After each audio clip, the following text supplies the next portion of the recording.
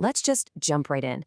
You know the scenario. Your organization just shelled out for the premium Microsoft Intune Plan 2, or maybe the standalone remote help add-on. You've read the docs, you flip the switch for the highly anticipated unattended control feature on Windows, and you confidently tell your Tier 3 support team, hey, go ahead, you can now fix systems while users are away from their keyboards. But literally the very first time a tech tries to connect, boom, slapped with a generic you don't have permission error. Sound familiar? Right. So in today's Explainer, we're breaking down a really fantastic technical deep dive from Endpoint Weekly by Imran Awan. We're going to figure out exactly why this happens, and more importantly, how to actually deploy this feature correctly from start to finish. Because it's frustrating, right? You have the right licenses assigned to both your helpers and your sharers, you turned on unattended control, so why is it still failing? Well, speaking as someone who's seen this roll out across a bunch of enterprise environments, the official documentation can be, well, a bit of a maze. The reality is, even with the right licenses, there's a hidden built-in permission gap. Plus, there are some really non-obvious endpoint prerequisites that almost always trip admins up on their very first try. So don't worry, it's not you, it's the architecture. Let's get it untangled. So here is our agenda for today. We've got 5 sections. 1, strict boundaries. 2, device prerequisites. 3, the RBAC gap. 4, deployment. And 5, auditing. All right, section 1, strict boundaries. Before we even think about touching permissions, we have to look at what is actually supported. It'll save us all a massive headache. The supported scope for this feature is actually incredibly narrow. First up, platform, Windows only. Android does have a separate unattended permission, but today we are strictly talking Windows. Second, and honestly, this is a huge one, this is for physical, corporate-owned Windows PCs only. If you're trying to spend this up on Windows 365 cloud PCs or Azure Virtual Desktop VMs, no way, you're out of luck. Those are hard blocked for this specific feature. The devices also absolutely must be Microsoft Entra joined or Entra Hybrid joined.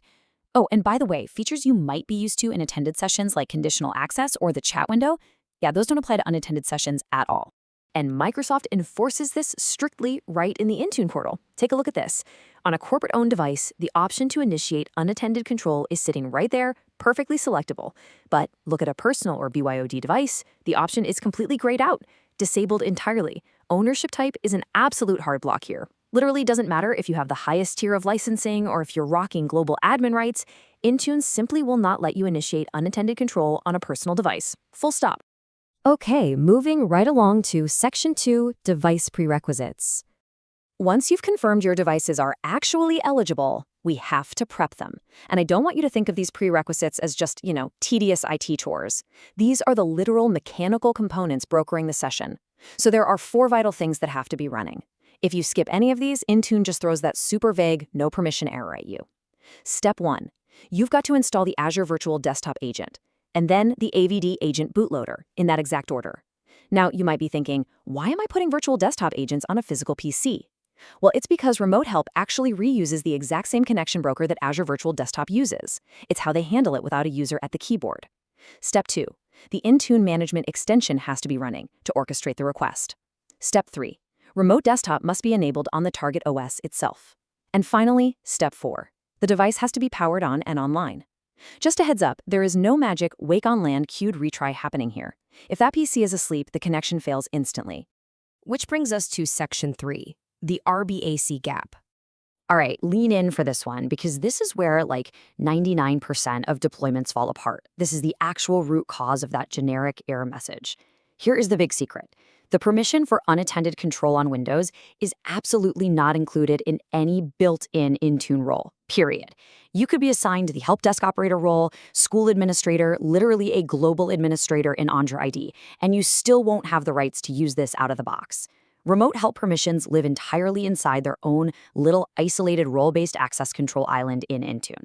Your standard Entra directory roles just do not map down to this specific function. So how do we fix it? You have to build a custom role. Let's walk through this the way an architect would. First, go into Intune, hit up Tenant Administration, go to Roles, and just duplicate your built-in Help Desk Operator role. Give it a nice clear name, something like Tier 3 Unattended Support.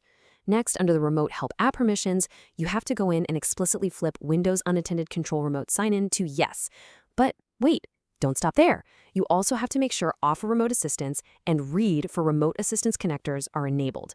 And finally, when you actually assign this custom role, Please, please use strict scoping.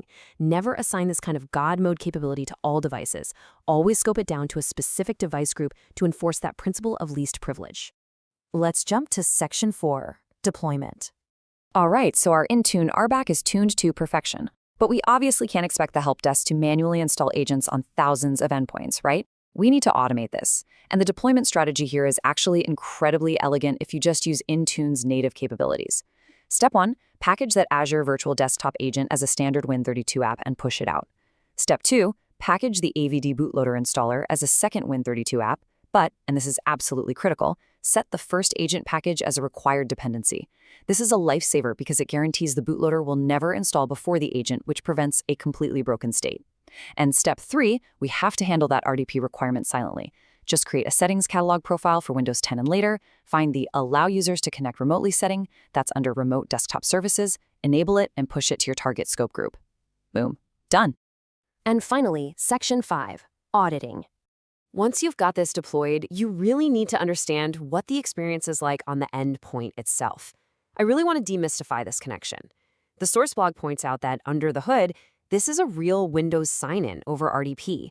I want to be crystal clear. This is not some silent, invisible surveillance tool. If an end user happens to be sitting at their desk, actively logged in, and a tech initiates an unattended session, the screen doesn't just quietly switch. Windows is actually going to throw up a standard sign-in conflict prompt right on the screen showing the name of the incoming administrator account before it ever switches sessions. It's just a standard RDP handoff, which honestly is fantastic from a privacy and compliance standpoint. Now, because this tool gives you so much access, auditing is absolutely non-negotiable. To track these sessions, you're going to navigate back over to Tenant Administration and open up your audit logs.